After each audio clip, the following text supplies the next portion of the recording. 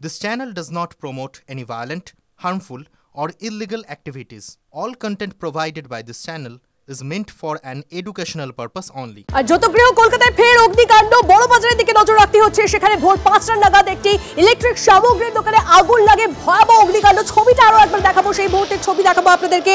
মুহূর্তের মধ্যে সেই ছবি ছড়িয়ে পড়ে আশপাশের দোকানে, কালো ধোঁয়ায় ঢেকে যায় গোটা এলাকা।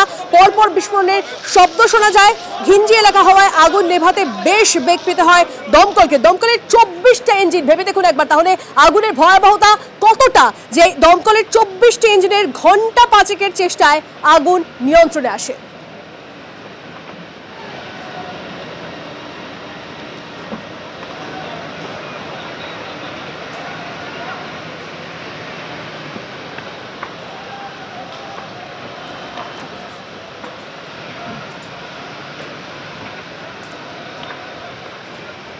যে ছবি আপনারা দেখতে পাচ্ছেন, ঘটনাস্থলে ইতিমধ্যে মেয়র, দমকল মন্ত্রী তার আগে পৌঁছেছেন। তারা বোঝার চেষ্টা করছেন যে ঠিক কেন এত বড় একটা দুর্ঘটনা ঘটলো, কিভাবে এত বড় একটা অগ্নিকাণ্ড ঘটে গেল।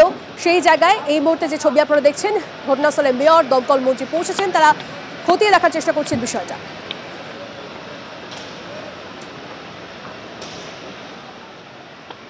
তখন থেকে বলছে এখান থেকে একটা পাইপ দিয়ে কন্ট্রোল করুন।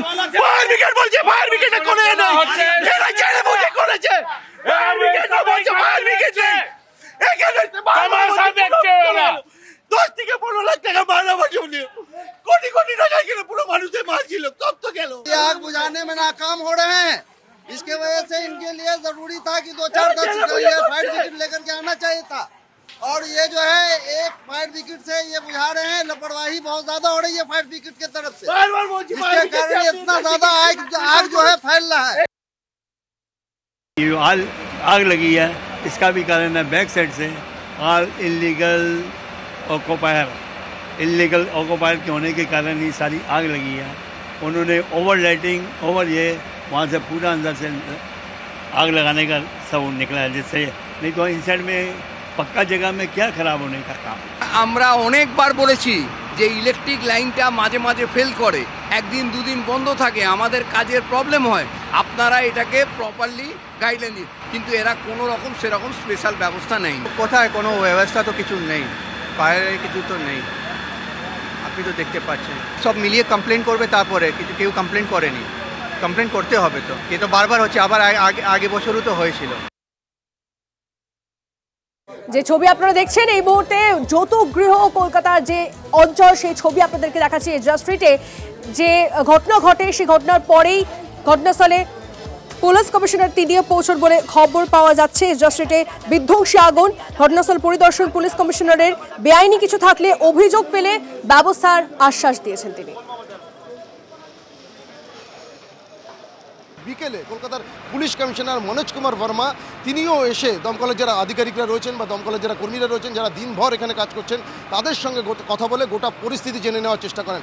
এমনকি এই অগ্নিকাণ্ডের নেপথ্যে ঠিক কী কারণ রয়েছে সেই বিষয়গুলোও কিন্তু প্রাথমিকভাবে অনুসন্ধান করার কাজ ইতিমধ্যেই শুরু হয়েছে, এমনটাও আমরা জানতে পারছি। তার পাশাপাশি পুলিশ কমিশনার যেটা দাবি করেন যে এই ঘটনাকে কেন্দ্র করে এখনও পর্যন্ত কোনো অভিযোগ জমা পড়েনি, তবে নির্দিষ্টভাবে যদি কোনো অভিযোগ জমা পড়ে দমকল বা অন্য কোনো তরফ থেকে, সেক্ষেত্রে সেই অভিযোগের ভিত্তিতে কিন্তু তদন্ত শুরু হবে। তার পাশাপাশি পুলিশ কমিশনের তরফ থেকে আরও যেটা দাবি করা হয়, তার কারণ এখানকার ব্যবসায়ীদের তরফ থেকে একটা অভিযোগ ইতিমধ্যে সামনে উঠে আসছে যে এই এলাকাতে রাতের বেলাতে বিভিন্ন বাইরে থেকে আসা গাড়ি পার্কিং করে রাখা হয়, আর যার ফলে এখানকার যারা ব্যবসায়ীরা রয়েছেন তাদের চলাফেরার ক্ষেত্রে সমস্যা তৈরি হয়। এমনকি এদিন এই অগ্নিকাণ্ডের পরেও দমকলের যে ইঞ্জিন বা টেন্ডার সেগুলো এলাকায় পৌঁছানোর ক্ষেত্রেও এই বেআইনি পার্কিংয়ের কারণে একটা সমস্যা তৈরি হয়েছে বলে এখানকার ব্যবসায়ীরা দাবি করছেন। এবং তার উত্তরে কলকাতার পুলিশ কমিশনার তিনি যেটা দাবি করেন যে এই বেআইনি পার্কিং নিয়ে নির্দিষ্টভাবে যদি কোনো অভিযোগ জমা পড়ে, সেক্ষেত্রে কিন্তু পুলিশ গোটা পরিস্থিতি খতিয়ে দেখবে। ক্যামেরায় অমিতের সঙ্গে সুপ্রিয় গুহ, TV9 বাংলা।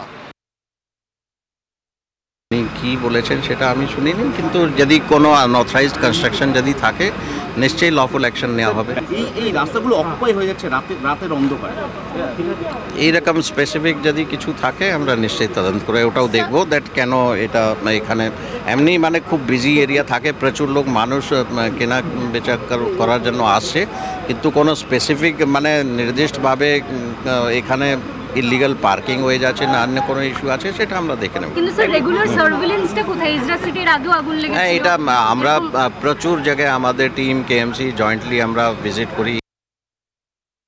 যে চিঠিটা আমি দিয়েছিলাম ফায়ার ব্রিগেডকে প্রায় 6 মাস 8 মাস 1 বছর আগে, যে এই বাড়িটাতে যদি ব্যবস্থা না নেওয়া হয় তাহলে এই আগুন ধরবে আর পুরো এলাকায় ছড়াবে। কতবার কমপ্লেন করা হয়েছে, তার কেউ উত্তর দেয় না, না ফায়ার ব্রিগেড উত্তর দেয়, না কর্পোরেশন উত্তর দেয়, না পুলিশ প্রশাসন উত্তর দেয়।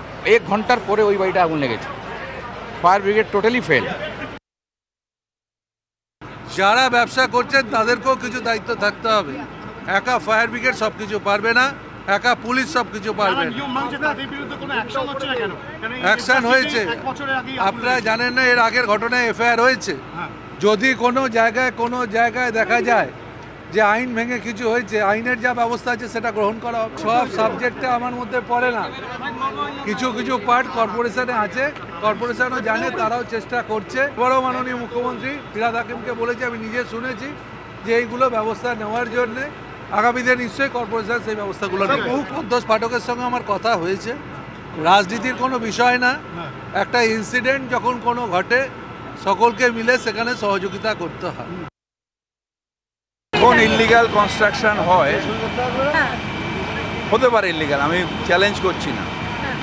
এত পুরনো বাড়ি, ভেতরে কেউ ফ্লোর বানাচ্ছে, কেউ বানাতে পারে, কিন্তু যখন হয় তখন কেউ খবর দেয় না।